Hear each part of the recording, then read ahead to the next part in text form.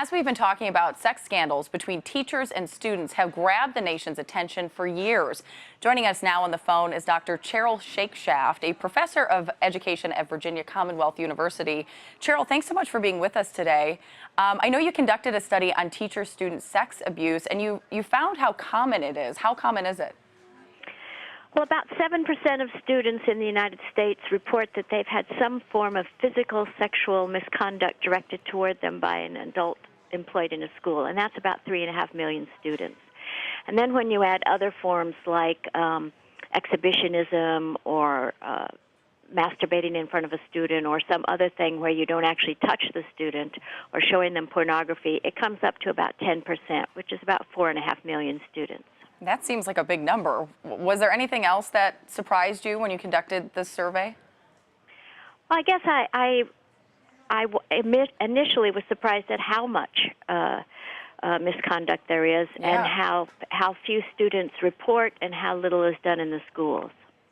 Now, we know that there's a difference between male and female teachers and their motivations for engaging in sexual relationships with students. What did you find in your survey when it came to that?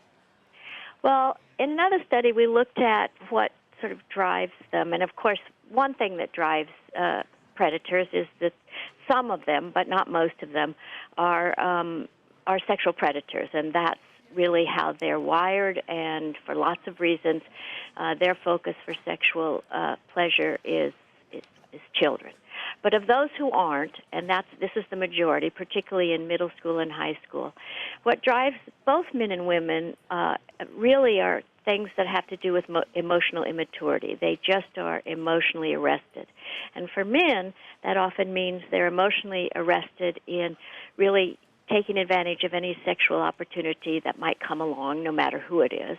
And for women, they're emotionally arrested in taking advantage of any opportunity for romance that might come along.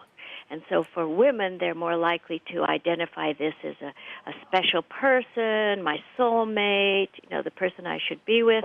And for men, they're more likely to identify that this was, an attraction, a romance, but it was a sexual one. So females really believe that they're in love in a number of these cases. In a number of them, they do.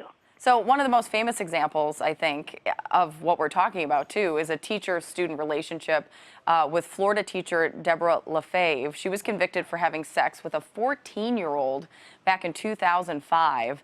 Many people remember her for some of the pictures online and her attractiveness. What is it about cases like this that interests the public so much? Is it that some of these teachers are so attractive? I don't know that the public's so interested in them. I think that people make choices about what stories are important or will draw a crowd. And so what's different about the stories of women sexually abusing kids is that for a long time we didn't think women did it, so it was the novelty of it. And secondly, it's more voyeuristic. You put an attractive woman who is an abuser, there's a voyeuristic part of that I think is out there when the public responds to it. The majority of sexual abuse comes from men to female students, but certainly a proportion of the abuse comes from female employees. Do we think we hear more about the female and student relationship because so many teachers are female? I was reading earlier, it's still something like 75% of teachers in America are female. That's accurate. And so when you look at it, the proportion of females who sexually abuse is about 30%. But when you realize that 75% of the teachers are females, what it really comes out to is you have about an 8-to-1 chance that it'll be a male than it'll be a female, so abuser. So males do abuse more, but we hear about females because there are more female teachers, and I think we hear about females more because it's more of a novelty. Okay. Dr. Charol Shakeshaft, thanks so much for being with us today. We appreciate it. Sure. Thank you. Bye-bye.